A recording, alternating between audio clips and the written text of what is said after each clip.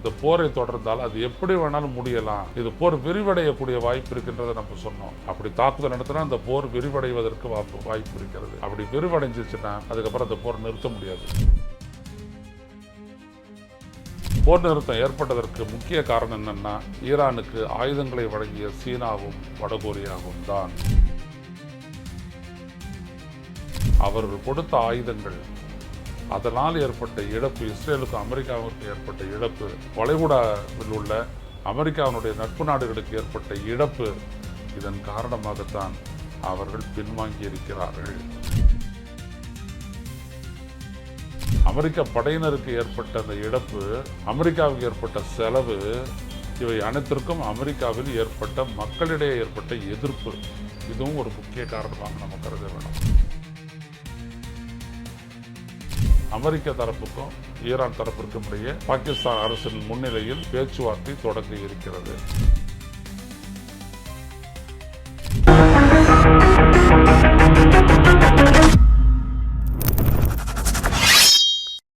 வணக்கம் தோழர்களே, ருஷ்ய செய்தியின் வாயிலாக இன்று மீண்டும் உங்களை சந்திப்பதில் பெருமகிழ்ச்சி அடைகின்றேன். ஈரான் மீது கடந்த 40 நாட்களாக போர் தொடுத்து தாக்குதல் நடத்தி வந்த அமெரிக்கா, இஸ்ரேல் ஆகிய இரு நாடுகளும் 2 வார போர் நிறுத்தத்திற்கு ஒப்புக்கொண்டுள்ளன. இந்த ஒப்பந்தம் பாகிஸ்தான் வழியாக நடத்திய அந்த பேச்சுவார்த்தையில் இறுதி செய்யப்பட்டு உடனடியாக நடைமுறைக்கு வந்துள்ளது. இதில் முக்கிய அம்சம் என்னவென்றால், இந்த போர் நிறுத்தம் உள்ளபடியே அமெரிக்கா முழு மனதுடன் தான் செய்கின்றதா என்பதனை எப்படி ஈரானிய மக்கள் இன்றைக்கு சொல்லியிருக்கின்றார்களோ அது நம்ப முடியாது என்று என்னுடைய நிலைப்பாடும் என்னவென்றால் நம்ப முடியாதுதான். ஏனென்றால் கடுமையாக காயம்பட்ட ஒரு ஓநாய் அதனுடைய காயங்களை நக்கி கொண்டிருப்பதற்காக ஒரு ஓரம் ஒதுங்கி நிற்கிறதை ஒழிய அதனால் அதனுடைய தன்மை மாறப்போவதில்லை. அதே தான் அமெரிக்காவுக்கும். அமெரிக்காவை பொறுத்த வரைக்கும் ஒரு அக்ரஷன், ஒரு தாக்குதல், அதன் மூலம் ஒரு போரை திணித்து, அதன் மூலம் ஒரு நாட்டை மிரட்டி பணிய வைக்கக்கூடிய ஒரு முயற்சி பலிக்காத காரணத்தினால் அவர்கள் ஒரு தற்காலிக போர் நிறுத்தத்திற்கு ஒப்புக்கொண்டுள்ளார்கள். ஆனால் இதில் முக்கியமான அம்சம் என்னன்னா, போர் நிறுத்தம் நடைமுறைக்கு வந்ததுக்கு அடிப்படையானது ஈரான் முன்வைத்த 10 கோரிக்கைகளை நாங்கள் பரிசீலிக்கின்றோம் என்று அமெரிக்க தரப்பு ஒப்புக்கொண்டதனால் இது வந்திருக்கிறது. ஏற்கனவே 15 அம்ச திட்டத்தை அவர் முன் வச்சார் ட்ரம்ப், அதை ஏற்றுக்கிறல. அதுக்கப்புறம் ஹார்மூஸை திறந்து விடுற வரைக்கும் நாங்கள் விட மாட்டோம் அப்படின்னாரு, அதையும் ஏற்றுக்கொள்ளப்படலை. இப்போ சொல்லியிருக்கக்கூடிய இந்த அக்ரிமெண்ட்டில் முக்கியமானது என்ன அப்படின்னோம்னா, முதல்ல ஃபண்டமெண்டல் கமிட்மெண்ட் டு த நான் அக்ரஷன் ஃப்ரம் யூஎஸ். இதற்கு மேல் இப்படிப்பட்ட ஒரு தாக்குதலை தன்னிச்சையாக முடிவெடுத்து செய்ய மாட்டோம் என்கின்ற ஒரு உறுதிமொழியை அமெரிக்கா அளிக்க வேண்டும். அதே நேரத்தில் ஈரானுடைய கட்டுப்பாட்டின் கீழ் அந்த ஹார்மூஸ் நீரிணை கப்பல்களுடைய போக்குவரத்திற்கு முழுமையாக திறந்து விடப்படும். அதே மாதிரி an acceptance of Iran's nuclear enrichment program, ஈரானுடைய அணு செறிவூட்டல் திட்டத்தை ஏற்றுக்கொள்ள வேண்டும். அது மட்டுமன்றி ஈரானுக்கு எதிராக விதிக்கப்பட்ட அனைத்து பொருளாதார தடைகளையும் நீக்க வேண்டும். அதுபோலவே சர்வதேச அணுசக்தி முகமை அதில் நிறைவேற்றப்பட்ட அனைத்து தீர்மானங்களையும் கைவிட வேண்டும். ஈரானுக்கு எதிரான தீர்மானங்களை கைவிட வேண்டும். அதே நேரத்தில் வளைகுடா நாடுகளில் உள்ள அமெரிக்காவினுடைய படைகளின் முகாம்கள் அனைத்தும் அங்கிருந்து நீக்கப்பட வேண்டும். இந்த போரினால் ஈரானுக்கு ஏற்பட்ட இழப்பை ஈடுகட்டுவதற்கு ஹார்மூஸ் நீரிணை வழியாக போகக்கூடிய கப்பல்களின் மீது வரி விதித்து அதன் மூலம் வருவாயை ஈட்ட ஒப்புக்கொள்ள வேண்டும்.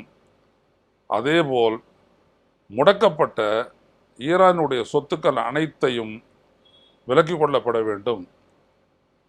இந்த எல்லா விதமான இந்த திட்டத்தையும் ஏற்றுக்கொண்டு ஐநாவினுடைய பாதுகாப்பு பேரவையில் தீர்மானம் கொண்டு வர வேண்டும்.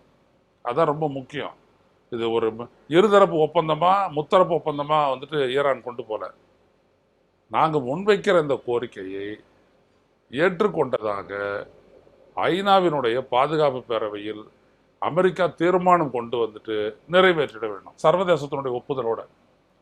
ஆக ஈரான் எந்த இடத்திலையும் விட்டுத்தரவில்லை. ஆனால் ஒரு விடயத்தை விட்டு தருகிறது. அது என்னன்னா, அதுதான் நியூக்ளியர் ப்ராலிஃபரேஷன் ட்ரீட்டி, என்பிடி. இந்த என்பிடியிலேருந்து வெளியேறோம் அப்படின்ற ஒரு விடயத்தை ஈரான் இதில் சொல்லி இருக்க வேண்டும். ஏனென்றால் என்பிடியில் கையெழுத்து போடாத இஸ்ரேலுக்கு ஒரு நியாயம், கையெழுத்து போட்டதுனால எனக்கு எதிரான தடை, இது எப்படி நியாயமாகும் அப்படின்ற ஒரு இடத்தை தந்து வச்சிருக்கணும். ஆனால் வைக்கல, பரவாயில்ல. ஆனால் முக்கியமாக அதில் ஈரானுக்கும் ஈரான் மக்களுக்கும் கிடைத்த மாபெரும் வெற்றி என்னன்னா, ஒன்று அது என்னன்னா, அப்படியே ஈரானுடைய எல்லைக்குள் புகுந்து தரைப்படை தாக்குதலை நடத்தி அதன் மூலம் ஈரானை அப்படியே கற்காலத்திற்கு தள்ளுவோம் அப்படின்னு சொல்லிட்டு தொடர்ந்து ஒரு 3 நாளாக பேசிக்கிட்டு இருந்த ட்ரம்ப் வந்துட்டு அதையெல்லாம் மறந்து கைவிட்டு விட்டு இந்த போர் நிறுத்தத்திற்கு ஒப்புக்கொண்டிருப்பது தான். அதான் அந்த மக்களுக்கு கிடைச்சிருக்கக்கூடிய மிகப்பெரிய ஒரு வெற்றி. அவங்களும் கொண்டாடுறாங்க இருவேறுபட்ட கருத்தில். ஆனால் இதில் முக்கியமாக இது ஈரானுக்கு ஆதரவாக இந்த போர் நிறுத்தம் ஏற்பட்டதற்கு முக்கிய காரணம் என்னென்னா, ஈரானுக்கு ஆயுதங்களை வழங்கிய சீனாவும் வடகொரியாவும் தான். அவர்கள் கொடுத்த ஆயுதங்கள், அதனால் ஏற்பட்ட இழப்பு, இஸ்ரேலுக்கும் அமெரிக்காவிற்கு ஏற்பட்ட இழப்பு, வளைகுடாவில் உள்ள அமெரிக்காவினுடைய நட்பு நாடுகளுக்கு ஏற்பட்ட இழப்பு, இதன் காரணமாகத்தான் அவர்கள் பின்வாங்கி இருக்கிறார்கள்.